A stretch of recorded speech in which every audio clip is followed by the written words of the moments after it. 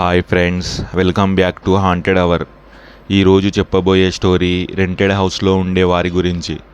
ఇల్లు అద్దెకు తీసుకునే ముందు చుట్టుపక్కల వారిని అడిగి మంచిదో కాదో తెలుసుకొని తీసుకోవడం మంచిది. లేకపోతే ఈ స్టోరీలో జరిగినట్టు అతి భయంకరమైన సంఘటనలు ఎదుర్కోవాల్సి వస్తుంది. స్టోరీ చాలా ఇంట్రెస్టింగ్గా ఉండబోతోంది. లాస్ట్ వరకు అసలు మిస్ కాకుండా స్టోరీ మొత్తం వినండి. మీకు మంచి హారర్ ఎక్స్పీరియన్స్ కలుగుతుంది. ఇక కథ మొదలు పెడితే,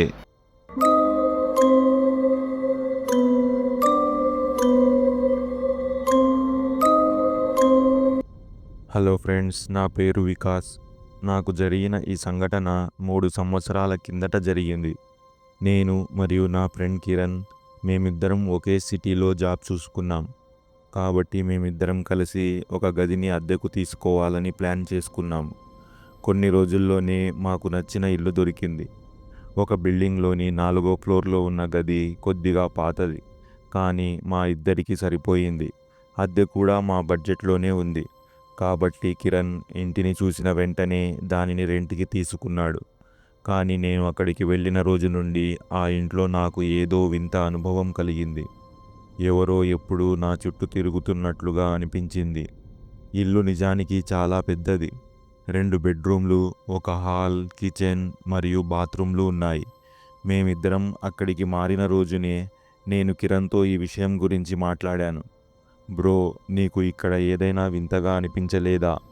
కిరణ్ అలా అడగగానే ఆ విషయాన్ని పక్కన పెడుతూ, అరే, ఇల్లు అంటే ఇల్లే. అద్భుతమైన బెడ్రూమ్ ఉంది, హాల్ ఉంది, బాత్రూమ్ ఉంది, కిచెన్ ఉంది, ఇంకా ఒక పెద్ద బాల్కనీ కూడా ఉంది. 8,000 రూపాయలలో ఇంత తక్కువ అద్దెకు ఒక గుడిసె కూడా ఉండటానికి దొరకదు అని చెప్పాడు. కిరణ్ మాటలు నిజమే, కానీ నాకు అక్కడికి వెళ్ళినప్పటి నుండి ఏదో అనీజీగా అనిపించడం మొదలైంది. మా ఇద్దరికీ ఎక్కువ సామాను లేదు, కాబట్టి ఆ ఇంటికి మారడంలో మాకు ఎక్కువ కష్టం కాలేదు. మేమిద్దరం 2 బెడ్రూమ్లను పంచుకున్నాము మరియు మొదటి రోజునే ఒకరి ప్రైవసీకి డిస్టర్బెన్స్ కలిగించకూడదని నిర్ణయించుకున్నాం. అదే రోజు రాత్రి మేమిద్దరం భోజనం చేయటానికి బయటికి వెళ్ళాము. దగ్గరలోని ఒక హోటల్లో భోజనం చేసి మేము తిరిగి వచ్చాము. మేము బిల్డింగ్ గేట్ లోపలికి ప్రవేశించబోతుండగా కిరణ్, అరే ఆగు, కొన్ని సిగరెట్లు తీసుకుంటాను అని చెప్పాడు. బిల్డింగ్ ముందు రోడ్డు అవతలి వైపు ఒక షాప్ ఉంది. నేను అక్కడి నుండి ఒక సిగరెట్ తీసుకుని అక్కడే నిలబడి సిగరెట్ తాగుతున్నాను. అప్పుడే నా దృష్టి బిల్డింగ్ వైపు మళ్ళింది. నేను పైకి సరిగ్గా చూస్తూ కిరణ్తో, కిరణ్, అది మన యజమాని కదా అని అడిగాను. అతను బాల్కనీ వైపు చూడగానే, ప్రవీణ్, పరిగెత్తు, మన ఇంట్లో ఎవరో ఉన్నారు అని అరుస్తూ చెప్పాడు. నేను సిగరెట్ను అక్కడే విసిరేశాను. మేమిద్దరం పరిగెత్తుకుంటూ పైకి వెళ్ళాము. గది తలుపు తెరిచి ఉండటం నేను చూశాను. నేను నెమ్మదిగా కిరణ్ను అడిగాను, నువ్వు తలుపు లాక్ చేశావా కిరణ్? అదే గొంతుతో నాకు సమాధానమిచ్చాడు, అవును, నాకు బాగా గుర్తుంది. మేమిద్దరం నెమ్మదిగా అడుగులు వేస్తూ ముందుకు కదిలాము. తలుపును నెమ్మదిగా కొద్దిగా లోపలికి నెట్టాము. లోపల హాల్ లైట్లు అన్నీ ఆన్లోనే ఉన్నాయి. నేను కొద్దిగా సంకోచిస్తూ లోపలికి చూశాను, కానీ హాల్లో ఎవరూ లేరు. చుట్టూ ఎవరూ లేరు. మేమిద్దరం లోపలికి వెళ్ళాము. బాల్కనీని కూడా చూశాము, కానీ అక్కడ కూడా ఏమీ లేదు. కాబట్టి నేను కిరణ్తో చెప్పాను, చూడటానికి అది వేరొకరులాగా ఉంది. ఒకవేళ అది ఇక్కడ లేకపోతే ఖచ్చితంగా ఏదో ఒక బెడ్రూమ్లో ఉండి ఉంటుంది. కిరణ్ కూడా ఆమెను చూశాడు. ఆ మహిళ తన 2 చేతులను బాల్కనీ గోడపైపు పెట్టి కిందకు మమ్మల్నే చూస్తోంది. మేమిద్దరం మా మా గదులలోకి వెళ్ళి వెతికాం, కానీ ఎవరో ఉన్నట్లు ఎటువంటి ఆనవాళ్లు లేవు. వస్తువులన్నీ వాటి వాటి స్థానాల్లోనే ఉన్నాయి. మా ల్యాప్టాప్, బ్యాగ్, బట్టలు, డబ్బులు అన్నీ మేము వదిలి వెళ్ళినట్లే ఉన్నాయి. బహుశా తలుపు సరిగ్గా లాక్ చేయలేదేమో. హాల్ లైట్లు ఆన్లో ఉండటాన్ని చూసి పొరుగున ఉన్న మహిళ ఎవరైనా ఇంట్లోకి వచ్చిందేమో అని మేము అనుకున్నాం. ఆ రాత్రి మేము తలుపులను సరిగ్గా లాక్ చేసి నిద్రపోయాము. కానీ ఆ రాత్రి నాకు కిచెన్ నుండి పదే పదే పాత్రల శబ్దాలు వినిపిస్తున్నాయి. గది బయట కారిడార్లో ఎవరో నడుస్తున్న శబ్దం వినిపిస్తుంది. నేను ఎప్పుడు గది బయటికి వెళ్ళి చూసినా అక్కడ ఏమీ ఉండేది కాదు. ఆ శబ్దాల వల్ల నేను రాత్రంతా నిద్రపోలేకపోయాను. ఉదయం కిరణ్ లేవగానే నేను అతన్ని అడిగాను, నిన్న రాత్రి నువ్వు కిచెన్లోకి వెళ్ళావా లేదా ఇక్కడ తిరుగుతున్నావా? కిరణ్ లేదు అని సమాధానమిచ్చాడు. నీకు తెలుసు, నేను ఒకసారి నిద్రపోతే ఉదయం అయ్యే వరకు కుంభకర్ణుడిలా పడి ఉంటాను. కిరణ్ మాటలు నిజమే, కానీ నాకు ఈ ఇంట్లో ఏదో తేడా ఉందని అనిపిస్తోంది. మరియు ఇప్పుడు నాకు ఈ ఇల్లు మరింత వింతగా అనిపించడం మొదలైంది. రెండో రోజు మాకు ఆఫీస్ నుండి బయటికి రావడానికి ఆలస్యమైంది. కాబట్టి మేము బయట భోజనం చేసి ఇంటికి తిరిగి వచ్చాము. ఫ్రెష్ అయ్యి అటూ ఇటూ మాట్లాడుకొని మేమిద్దరం మా మా గదులలో నిద్రపోవటానికి వెళ్ళాము. అర్ధరాత్రి ఏదో వింత శబ్దం విని నాకు మెలకువ వచ్చింది. నేను తిరిగి చూస్తే ఆ శబ్దం బయట ఎక్కడి నుండో వస్తోంది. నేను నా గది నుండి బయటికి వెళ్ళాను. కిచెన్ ఇంకా హాల్ లైట్లు అన్నీ ఆన్లోనే ఉన్నాయి. గడియారం చూస్తే సరిగ్గా రాత్రి 3 గంటలైంది. నాకు కిరణ్పై చాలా కోపం వచ్చింది. అతను ఖచ్చితంగా బాల్కనీలో సిగరెట్ తాగి లైట్లను ఆన్లో ఉంచి తన గదిలోకి వెళ్ళిపోయి ఉంటాడు. నేను అతని గది వైపు వెళ్ళాను. కిరణ్ గది తలుపు కొద్దిగా తెరిచే ఉంది. నేను అతని గది లైట్ ఆన్ చేస్తే కిరణ్ గది ఒక మూలలో గోడకు ఆనుకొని నిలబడి ఉన్నాడు. నేను అతన్ని పిలిచాను, కిరణ్, కిరణ్. అతను నా మాటలకు ఎటువంటి సమాధానం ఇవ్వలేదు. నా వైపు తిరిగి చూడలేదు. నాకు కొద్దిగా వింతగా అనిపించింది. ఎందుకంటే కిరణ్కు నిద్రలో నడిచే అలవాటు నాకు తెలిసినంత వరకు లేదు. నేను మెల్లగా అతని వైపు కదిలాను. అప్పుడే నాకు కిచెన్ నుండి ఏదో పడిన శబ్దం వినిపించింది. ఆ ఒక్క క్షణంలో నా ప్రాణం పోయినట్లయింది. ఏదో తెలియని భయం మొదలైంది. నేను వెనక్కి తిరిగి చూస్తే కిచెన్ లైట్ ఆఫ్లో ఉంది. ఆ తర్వాత నేను తిరిగి చూస్తే కిరణ్ సరిగ్గా నా ముందు నిలబడి ఉన్నాడు. ఎంత దగ్గరగా అంటే అతని ముఖానికి మరియు నా ముఖానికి మధ్య కేవలం 1 అంగుళం మాత్రమే ఉంది.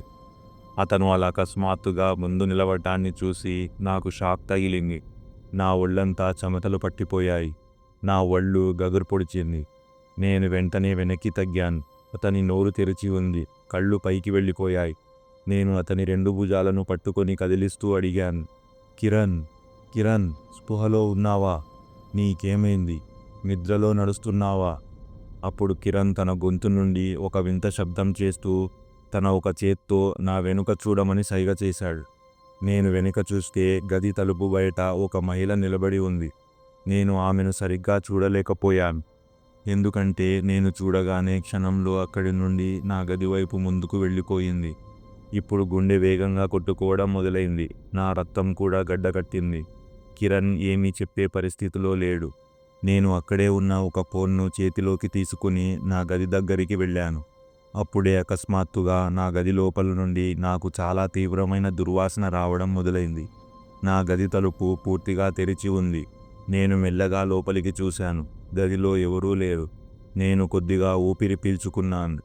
అప్పుడే ఏదో ఒక వస్తువు మంచం కిందకు జారింది. అది ఖచ్చితంగా ఏదో నల్లని బట్ట. నా చేతులు కాళ్ళు ఇప్పుడు వణకడం మొదలుపెట్టాయి. నేను అదే స్థితిలో వంగి మంచం కిందకు చూశాను.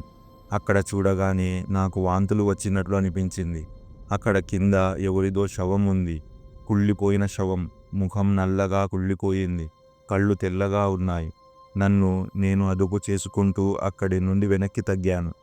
అప్పుడే నేను మరొక భయంకరమైన దృశ్యాన్ని చూశాను.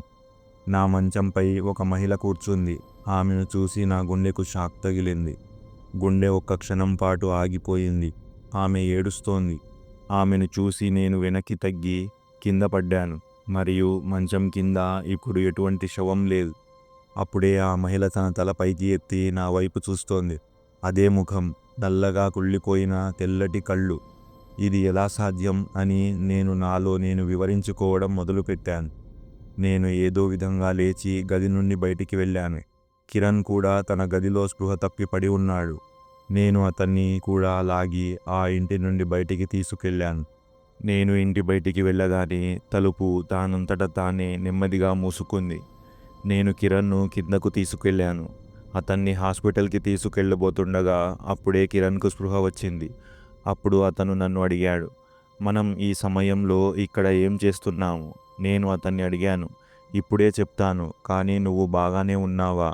అప్పుడు కిరణ్ తన శరీరం చాలా నొప్పిగా ఉందని, అతని కళ్ళు చాలా అలసిపోయాయని, తల చాలా బరువుగా ఉందని చెప్పాడు.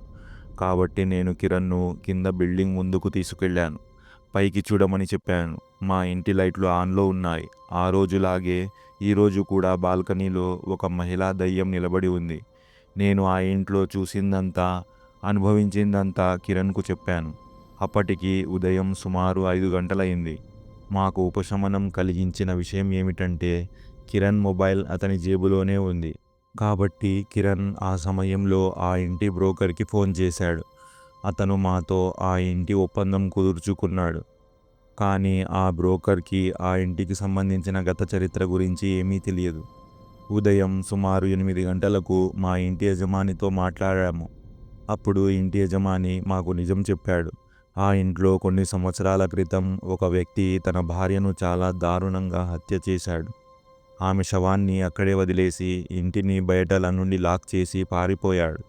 సుమారు 8 రోజుల తర్వాత ఆ శవం బాగా కుళ్ళిపోయినప్పుడు దుర్వాసన కారణంగా చుట్టుపక్కల వారికి ఆ మహిళ మరణం గురించి తెలిసింది.